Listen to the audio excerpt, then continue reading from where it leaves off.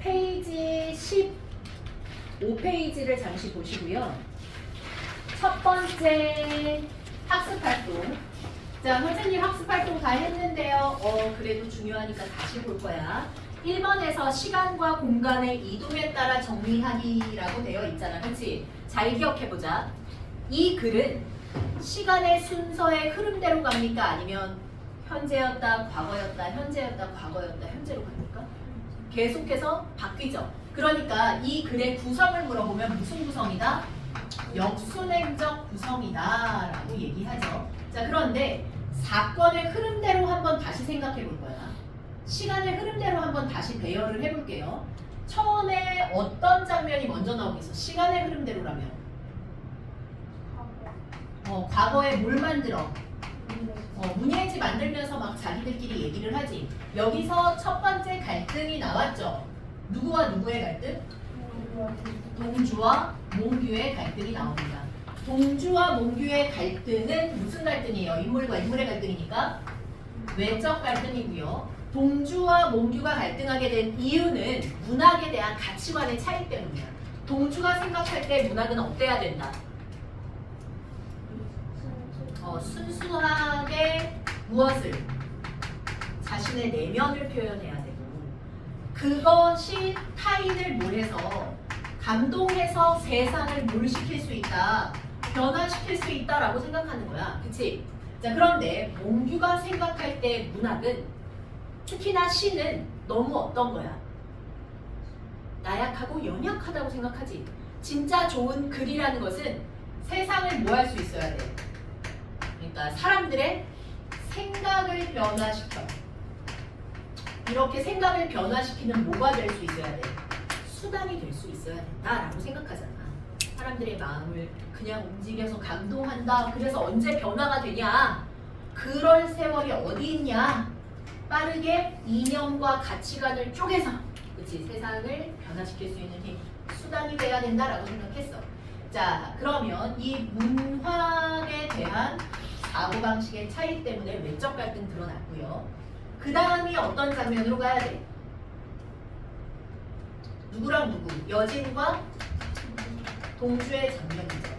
자, 여진과 동주의 장면에서는 특별한 갈등이라기보다는 둘 사이에 약간의, 특히나 여진이 동주를 좀 못 느끼는 호감을 느낀다. 왜? 어디를 보고 우리가 알 수 있냐? 동주의 시를 보고 뭘 느꼈대?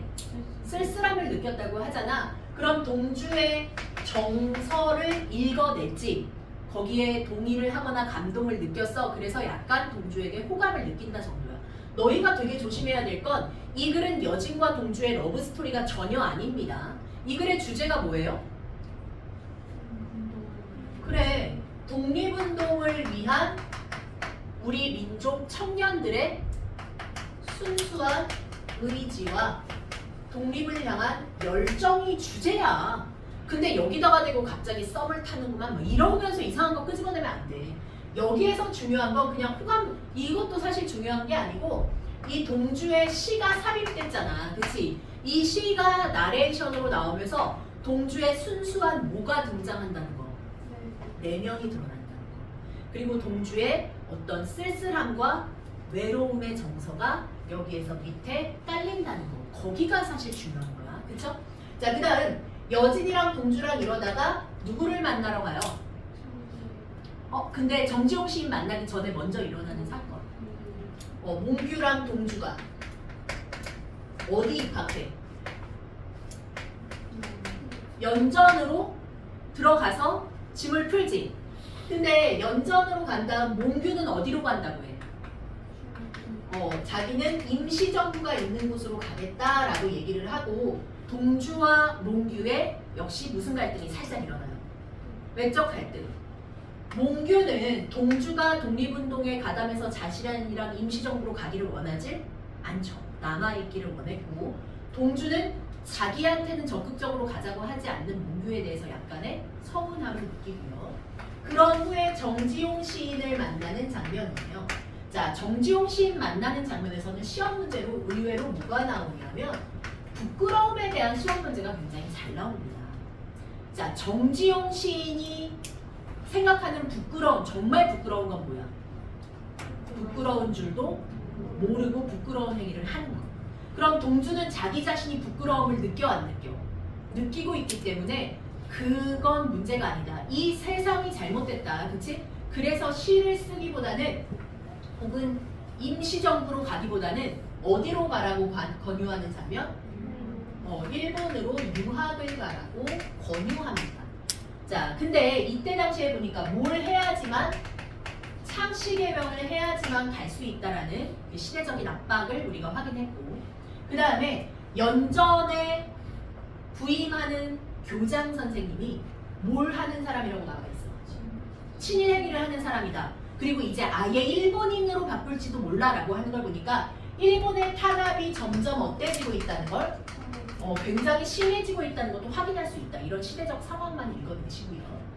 자, 그 다음 정지용의 권유 이후에 생략되어 있지만 몽규가 어디에 잡혀가? 임시정부에서 있다가 경찰에 잡히지. 그래서 한국으로 돌아와서 둘이 같이 함께 어디로? 일본으로 유학을 가고요. 그 다음에 잡혀서 특보경찰한테 뭘 받는 장면으로? 신문 받는 장면이 나오는 겁니다. 자, 그러면 특보경찰한테 잡힌 장면에서 우리가 주의해야 될 것 혹은 중요하게 인지해야 될 것은 둘이 무슨 장면이 나와? 교차 진술 나오잖아. 그치? 이 교차 진술의 효과 한번 다시 생각해 볼까요? 어떤 효과가 있었죠? 그게 긴장감을 유발하고 전개 속도가 빨라지고 또 특고의 강압적이고 부정적 수단의 폭압적인 행위가 더욱더 강조되고, 그리고 두 인물의 상황에 대해 대처하는 행동의 차이가 더 잘 드러나고, 그치? 근데 특보경찰의 이 교차 진술에서 또 하나 키워드로 시험 문제 나오는 게 특보경찰은 우리는 무슨 국이야? 문명국이야. 우리가 하는 것은 요식행위가 아니라 정당한 법적 절차다. 뭐 이런 얘기하잖아. 근데 그에 비해서 윤동주나 혹은 몽규가 생각했을 때는 얘는 무슨 행위다? 너희는 요식행위를 할 뿐이다. 진정한 법적 절차란 전혀 없다. 너희는 문명국이 아니라 오히려 어떤 국가야? 비문명국이야. 그래서 너희는 뭐에 쩔어 있어?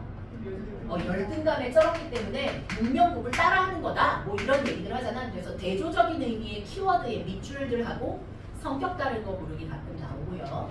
자, 그 다음에 특고경찰의 끝물에 이 사인을 하는 장면이 되게 중요한데 한 명은 사인을 하고 한 명은 사인을 안 하잖아. 그치? 누가 사인을 했어? 몽규는 모두가 사인을 했어. 그 이유가 뭐야? 오마이갓. 아, 촬영이 이걸 안 보잖아. 미안하다. 어린이들아.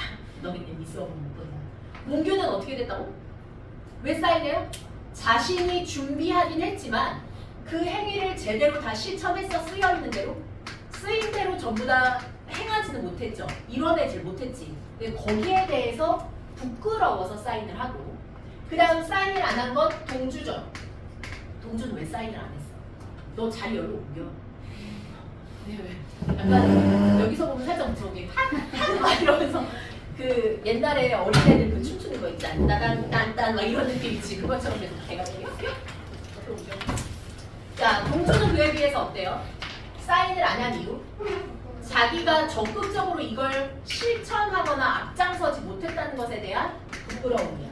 어쨌든 둘 다 부끄러워서 사인을 하잖아. 그리고 부끄러워서 사인하는 장면에 손을 클로즈업 하죠. 클로즈업의 효과.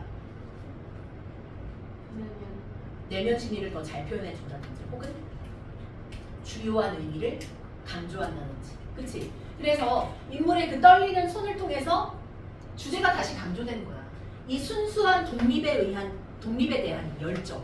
그걸 이루지 못한 것도 부끄러워서 어떤 친구는 사인을 하고 어떤 친구는 사인을 안 했지만 둘 다 독립을 향한 영혼과 순수한 의지가 있었다는 걸 이 사인하는 장면에서 다시 한번 강조되는 거야. 맞지?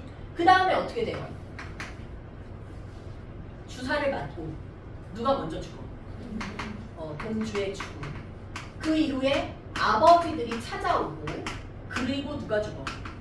몽규가 죽고 그 이후에 둘이 화장터에서 화장을 하죠. 그리고 뼈가루를 들고 어디로 이동해? 공간이 이제 어디로 바뀌어? 고향인 농정으로 가서 뼈가루 뿌리면서 작품이 해소됩니다.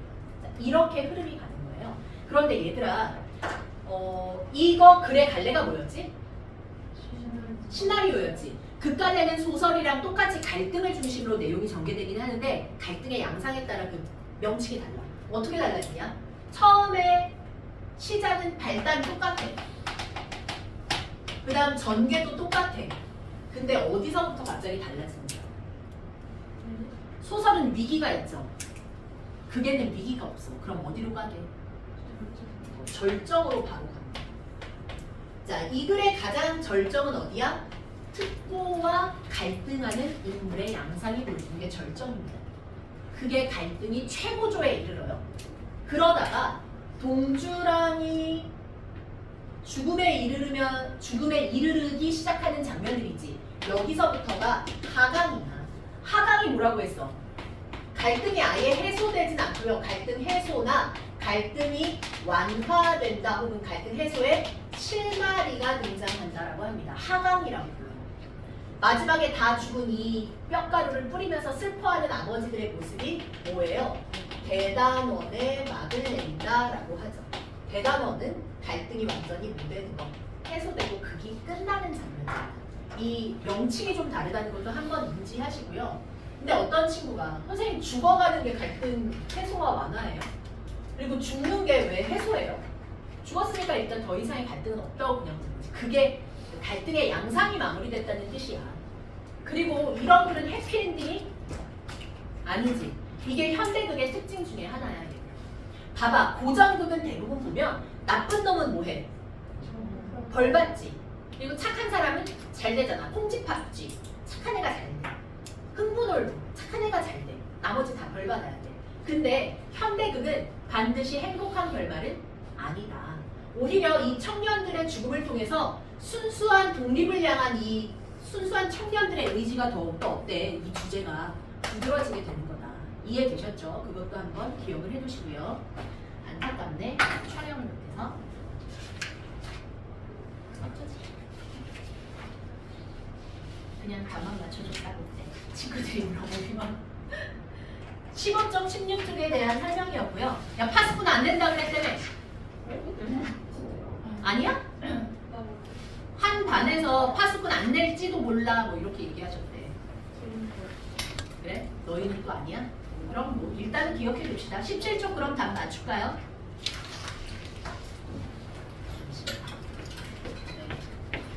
촬영 꺼버리자. 배터리만 계속 달았네.